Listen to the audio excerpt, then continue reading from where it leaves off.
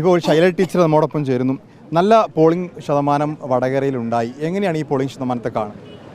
തൽപരരാണ് ആളുകൾ വോട്ട് ചെയ്യുന്നുള്ളത്. ഒന്നാമതേ ഒരു 1.5-2 മാസത്തോളം ഇലക്ഷൻ പ്രചരണത്തിന് കിട്ടിയിട്ടുണ്ടല്ലോ. അപ്പോൾ നല്ല രീതിയിൽ ആളുകളെ ക്യാമ്പയിൻ വഴി ബൂത്തിലേക്ക് എത്തിക്കാൻ കഴിഞ്ഞിട്ടുണ്ട് എന്നുള്ളതാണ്.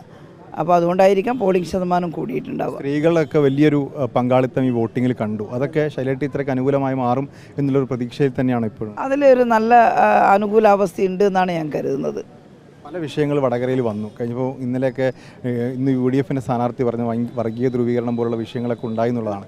ഇത്തരം ആരോപണങ്ങളൊക്കെ വന്നു. എന്താണ് ഇവിടെ വോട്ടർമാരെ സ്വാധീനിച്ചിട്ടുണ്ടായത്? UDF സ്ഥാനാർത്ഥി തന്നെ പറയണം, കാഫിറിന് വോട്ട് ചെയ്യരുതെന്നടക്കം എഴുതി പ്രചരിപ്പിച്ചിട്ട് എന്ത് സൗമ്യമായിട്ടാണ് പറയുന്നത് വർഗീയ ധ്രുവീകരണം വന്നു എന്നുള്ളത് അല്ലേ? നാട്ടിലെ ജനങ്ങൾ മനസ്സിലാക്കണം. ഞാൻ പിന്നെ ഒരു സ്ഥാനാർത്ഥിയായി പോയതുകൊണ്ട് വളരെ മിതമായിട്ടല്ലേ എനിക്ക് പറയാൻ കഴിയൂ. വളരെ സൗമ്യതയിൽ പറയുന്ന കാര്യങ്ങൾ കേട്ടാൽ അയ്യോ എന്തൊരു നിഷ്കളങ്കത, എന്താ എഴുതി പഠിപ്പിച്ചത് തന്നെ കൊണ്ട് അത് എനിക്കറിയില്ല. അദ്ദേഹം പറയണ അറിഞ്ഞിട്ടില്ലെങ്കിൽ അറിഞ്ഞിട്ടില്ല എന്നുള്ളത് നിശ്ചയിച്ചിട്ട് കണ്ടില്ലല്ലോ. അങ്ങനെ പറയാൻ പാടില്ലായിരുന്നു എന്ന് പറഞ്ഞിട്ട് കണ്ടോ നിങ്ങൾ? കണ്ടോ? എവിടെയെങ്കിലും ഉണ്ടായോ അങ്ങനെ?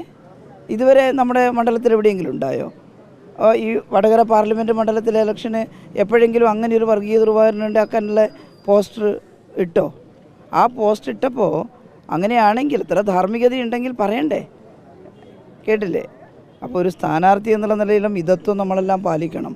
അങ്ങനെ കണ്ടാൽ പറയണോ അങ്ങനെ ഇട്ടത് ശരിയല്ല പറഞ്ഞോ? പരാതി ഉണ്ടോ? പരാതി കൊടുക്കുമോ? ഇല്ല, അതെല്ലാം പരാതി കൊടുക്കേണ്ടവരെല്ലാം കൊടുത്തിട്ടുണ്ട്. കേട്ടോ, ഇത് പരാതി കൊടുക്കുന്നതൊന്നും അല്ല, നമ്മുടെ ഒരു ധാർമ്മിക നിലവാരം എന്താണെന്നുള്ളതാണ്. എന്താ വിചാരിച്ച ഈ നാട്ടിലെ മതന്യൂനപക്ഷ വിഭാഗം ആകെ കാഫിറിന് വോട്ട് ചെയ്യരുതെന്ന് പറഞ്ഞാൽ ചെയ്യാണ്ടിരിക്കുന്ന ആളുകളാണെന്ന് ധരിച്ചു അവർ അണ്ടർ എസ്റ്റിമേറ്റ് ചെയ്യലല്ലേ? അത് അങ്ങനെ ഒരു വികാരമുണ്ടോ ഇവിടെ? കേട്ടോ, ഞങ്ങളെല്ലാം ഒരുമിച്ച് നിൽക്കുകയല്ലേ. പേരുകൊണ്ട് മുഹമ്മദ് അല്ലേ, KK മുഹമ്മദ്. KK ശൈലജയും KK മുഹമ്മദും തമ്മിൽ അങ്ങനെ വ്യത്യാസം കാണാൻ ഈ നാട്ടുകാർക്ക് കഴിയുമോ? അപ്പോൾ നമ്മുടെ നാട്ടുകാരെ പോലും അവഹേളിച്ചുകൊണ്ട് ഞാൻ വേണമെങ്കിൽ എനിക്കിത് ഇലക്ഷന് മുമ്പേ പറയായിരുന്നു. പക്ഷേ ഞാനൊരു സ്ഥാനാർത്ഥി എന്നുള്ള നിലയിൽ എൻ്റെ ഒരു മര്യാദ പുലർത്തണമല്ലോ. അതുകൊണ്ടാണ് ഞാൻ പറയാത്തത്. ജനങ്ങൾ മനസ്സിലാക്കിയിട്ടുണ്ടാവും ഞാൻ കരുതുന്നു. പൂർണ്ണ ആത്മവിശ്വാസത്തിലാണ്. അതെ 100%. ഭൂരിപക്ഷത്തിൻ്റെ കണക്ക് പാർട്ടി വളരെ കൃത്യമായി കണക്കെടുക്കുന്നത് അതിപ്പോൾ പറയാൻ പറ്റില്ല. ഇലക്ഷൻ കഴിഞ്ഞിട്ടുള്ള കണക്ക് കിട്ടിയിട്ടില്ലല്ലോ ഞങ്ങൾക്ക്. അത് കിട്ടാൻ വളരെ വൈകും. രാത്രി 10 മണി വരെ പോളിംഗ് ആവും.